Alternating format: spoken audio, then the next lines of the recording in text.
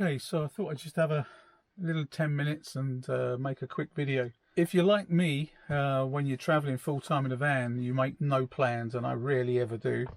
It's surprising sometimes where you actually end up. And although I'm in Wales, today I was driving along one of the main roads going up towards Brecon and Bullith Wells, and I don't know, I just saw this little tiny road coming off of the main road and decided to go and explore.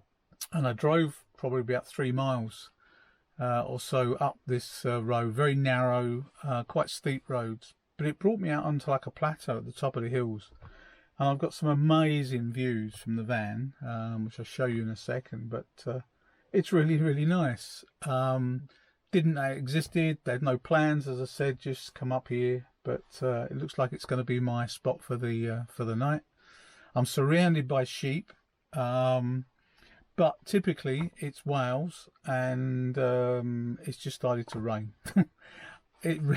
Rarely, if ever, do I ever come to Wales and it doesn't rain. Amazing. I was here a few weeks ago and spent, well, a couple of weeks or so in Wales, and it rained virtually every day.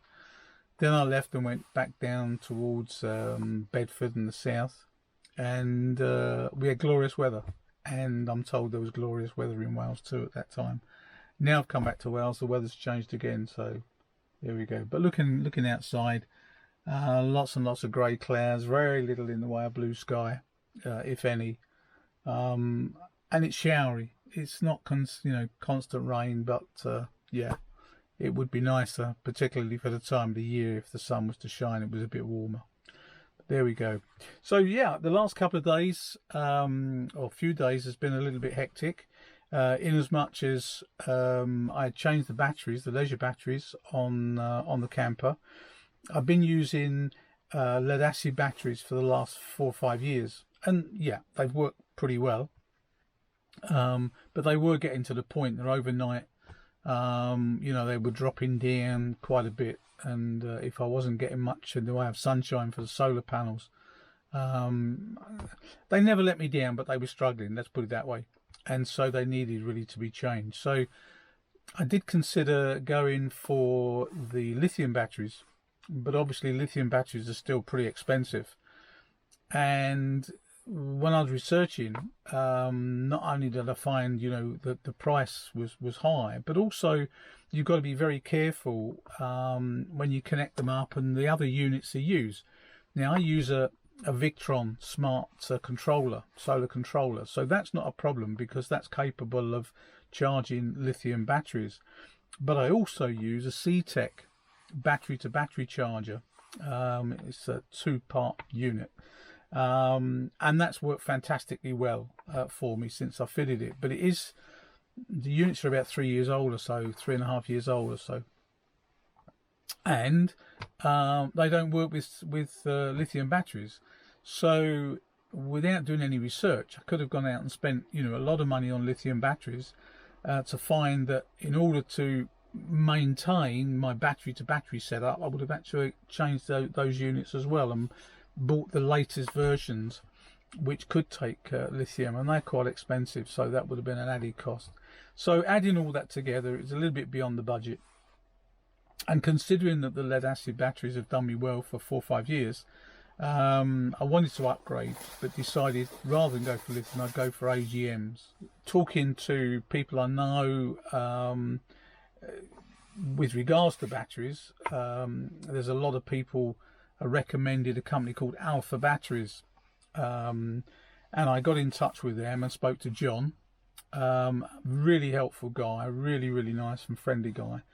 Just asked his advice, really, what he would suggest. I told him exactly what my current setup was, what units I'd got, and everything else, and he suggested I go for the Expedition 130 ampere hour batteries. So I've bought 2 of those, and fitted them terrific.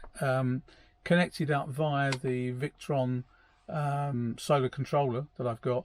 They work with my C-Tech battery to battery, so that's no problem. So it means now that I've got 300 watts of solar panel on the roof, and I've got 260 ampere hours of AGM battery power.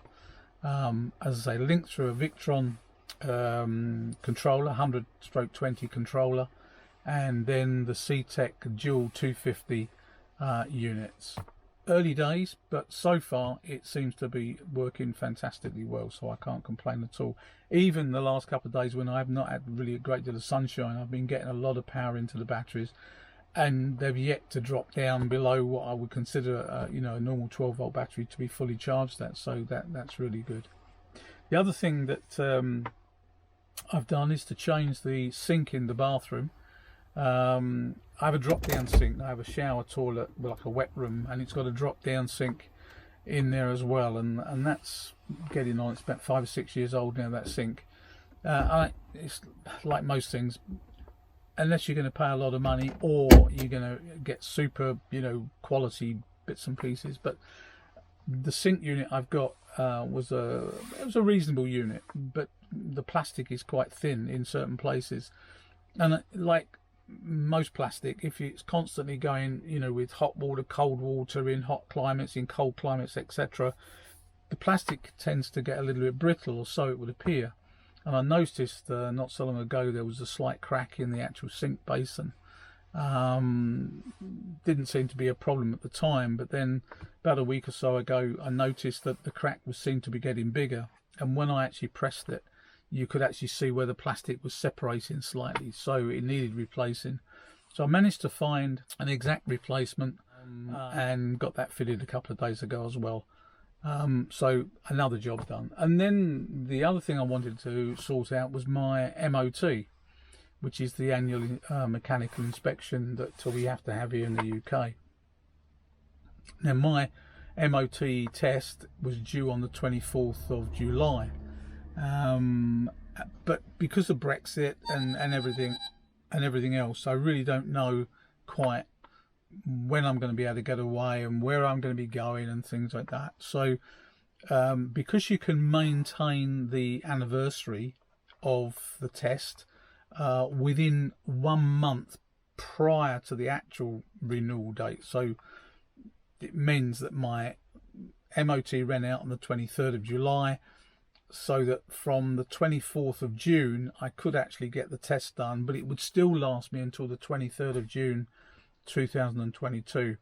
And I found a garage in Bletchley that could take me in straight away, so I got that done yesterday morning, and it went through with flying colours, no advisories, everything was good, so no problems there at all. So I'm good to go. It really depends a lot on, obviously, you know, the COVID situation. Brexit is something to consider with the 90-day rule, but hopefully as borders start to reopen, there's hopefully going to be ways to get around the 90 days situation. But of course with COVID at the moment, as far as the UK is concerned, most countries are either in the amber or the red list. There's about 16 countries in the green list, but to be honest, they're not really countries that you can get to easily with your camper. You can't go to France very easily, so that cuts out the channel crossing. You can't go to Spain very easily. I say that, yes, you can go to France and you can go to Spain. Obviously you need to take, you know, test or prove that you've had both vaccinations, which in fact I've had, so that's not a problem. But it means that if you needed to come back in a relatively short space of time while those countries are still on the amber list, it means that you've got to isolate when you come back and take extra tests and things like that. Whereas if they're in the green list, it means that you can come back and you don't need to isolate. Now obviously if I go away, I'm probably going to be going for at least 90 days, hopefully longer. If the Moroccan border opens up, then I'll probably go down to Morocco after spending 90 days in Europe, so I can extend my period away. So hopefully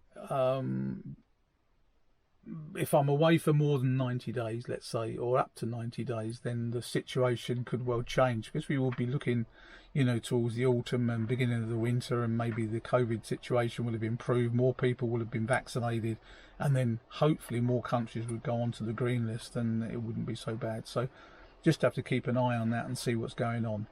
I said at the beginning of this little vlog that I rarely, if ever, make plans, and that's true. But having said that, I have got a couple of meetups to go to. One next weekend with a load of people that I know, and another one on the middle weekend of July, around the 15th. And looking forward to going to both of those, meeting up with friends, which is good to do.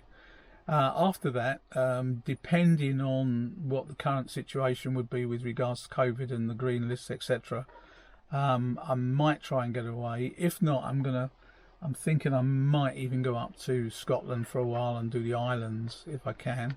I know it's going to be busy because obviously with the staycation, lots and lots of people have been buying up, motorhomes and caravans in order to take holidays in the UK. So I'm sure it's going to be busy, but hopefully there'll be spaces somewhere that I can park up and maybe enjoy that for a while.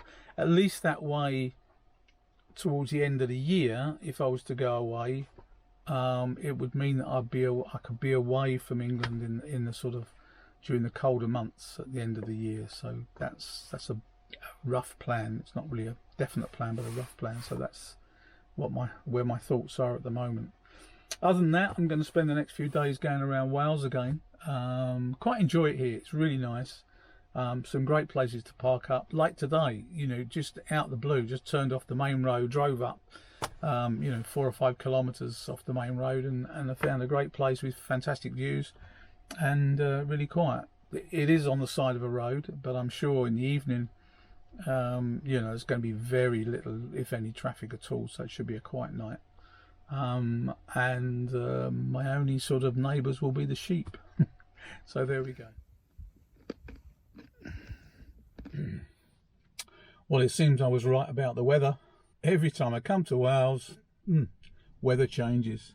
So I woke up this morning after rain overnight to a misty, overcast morning. Doesn't look too promising. And I looked at the weather forecast, and today's supposed to be, they say, a high of 20, 21, but cloudy all day. But it doesn't look like it's going to be quite like that. But for the rest of the week, rain.